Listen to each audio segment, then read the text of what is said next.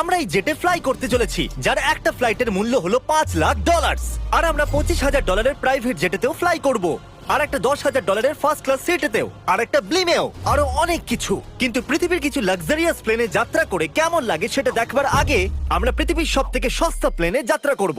এর আওয়াজটা loan mover ইঞ্জিনের মতো কেন? পৃথিবীর সব থেকে সস্তা প্লেনে যাত্রা করার সময় এসে গেছে।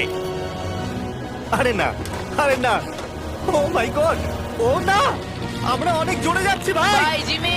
এটা আমার একদমই সেফ মনে হচ্ছে না। ওর ক্যামেরার সঙ্গে এক্ষুনি ধাক্কা লাগছিল, একটুর জন্য বেঁচে গেল।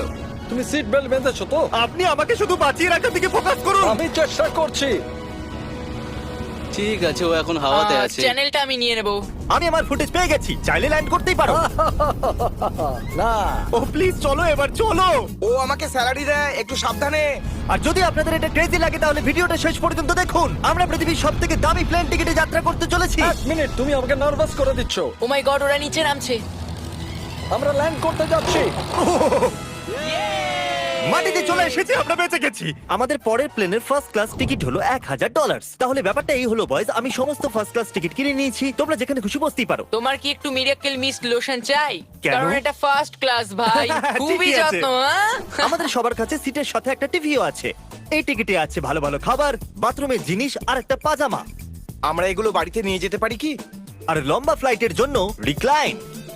এটা নিচে নেমে একটা বেডের মতো হওয়া উচিত। মনে হচ্ছে যেন কবরে আছি। বেশ ভালো হ্যাঁ, লাগলো। এটা সত্যি দারুণ। কারণ এতে শুধু একটাই কমতি আছে, এখানে আমরা অতটা প্রাইভেসি পাচ্ছি না। লোকগুলো যাওয়া আসা করছে বলে ভিডিও শুট করতে অসুবিধা হচ্ছে। তাহলে চলো দেখা যাক এর থেকে 10 গুণ বেশি দামি প্লেনে বসে কেমন লাগবে। আর এটা হলো $10,000 প্লেন টিকিট। ও ভাই, এটা তো দারুণ দুর্ধর্ষ। পা রাখার জন্য আনলিমিটেড জায়গা আছে। দেখো এখানে আপনি কি কি পাচ্ছেন সেটা দিয়ে শুরু করা যাক। একটা ট্যাবলেট, একটা বড় টাচ স্ক্রিন টিভি, আমার নিজের একটা ইনসি ড্রিঙ্ক বার, স্ন্যাক। আমরা টেক অফ করতে চলেছি, যেটা খুবই দারুণ হতে চলেছে কারণ সেটা আমি টিভিতে দেখতে পাচ্ছি। আর যেহেতু এটা 16 ঘন্টার জার্নি হতে চলেছে তাই আমি দেখুন এই বাথরুমটা কত সুন্দর। এখানে আছে একটা সিঙ্ক, একটা টয়লেট আর একটা শাওয়ারও।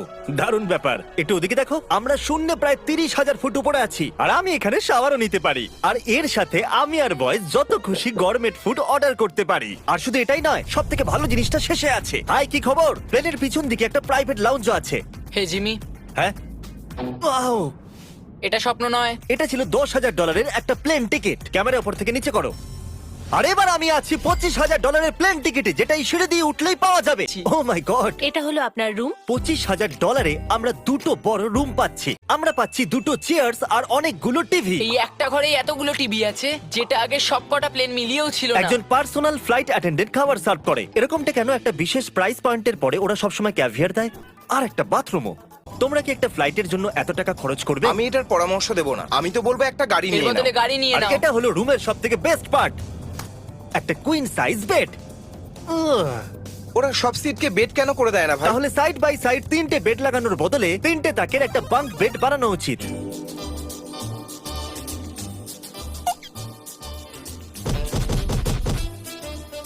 Good morning. ঘুম তো খুব সুন্দর হয়েছে। কাল উঠে পড়ো, আমরা ল্যান্ড করতে চলেছি। আমি একটা পাথরের মতো ঘুমিয়েছি। এটা ছিল পৃথিবীর সব থেকে দামি কমার্শিয়াল ফ্লাইট। এবার সময় এসেছে প্রাইভেট ফ্লাইটের। তাহলে এটা হলো $1,00,000 প্লেন। এটা অনেকটা বড়। এই প্রাইস পয়েন্টে আমরা পাচ্ছি একটা পুরো প্লেন। Private, private, private. ভাই, এটা তো ইয়টের মতো।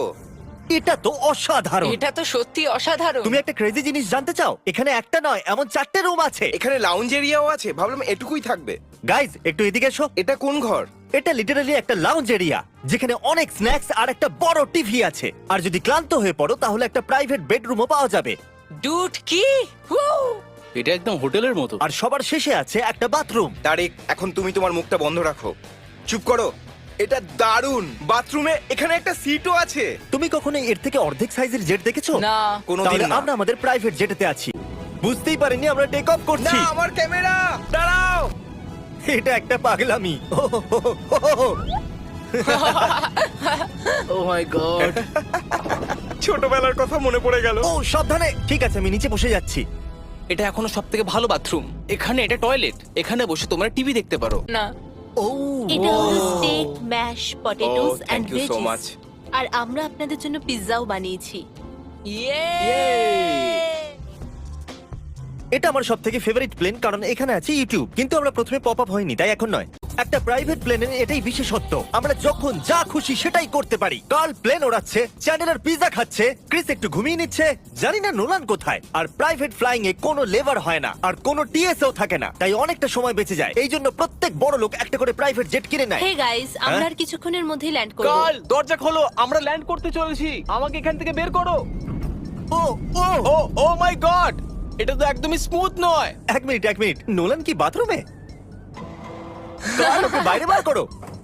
ও ও তোমার ফ্লাইট কেমন ছিল? ওই $1000 ফ্লাইট থেকে তো ভালো ছিল। আর এখন এটা $3 লাখ ব্লেম। এক সেকেন্ড আমি ব্লাডটা সরাই। তোমাদের চোখের কাপড় সরানোর আগে কি মনে হচ্ছে ব্লেমে কি লেখা আছে? ওটা কি নলেনের ফোন নাম্বার? সত্যি নোলানের ফোন নাম্বার তাহলে লেখা আছে? মজাদারই হতো। পরের বার। এখন চোখের কাপড় খুলে ফেলো আর পিছনে ঘোরো। আরে আই হার্ট গার্লস মম। ও মাই কেন? গড। এ সত্যি ভালোবাসে। না গার্ল, ও শুধু হৃদয় দিয়েছে, ও ভালোবাসে না। না, কি সব ভালোবাসি তো। লিখেছে? ও আমি কে কে ধাক্কা মারছি? ও এটা তো নড়ছে। এই বড় এয়ারক্রাফটটাকে দড়ি দিয়েও টানা যায়, আর দেখা যাক এতে উঠলে এটা নিচে আসে কিনা। এ মাটিতে নেমে গেল। মানে আমি মোটা মানে তুমি ব্যায়াম করো। অথবা মোটা। খোঁজ। থ্যাংক আমার ইউ এই ব্যাপারটা বন্ধু। ঠিক পছন্দ হলো না। ঠিক আছে, চলো যাওয়া যাক।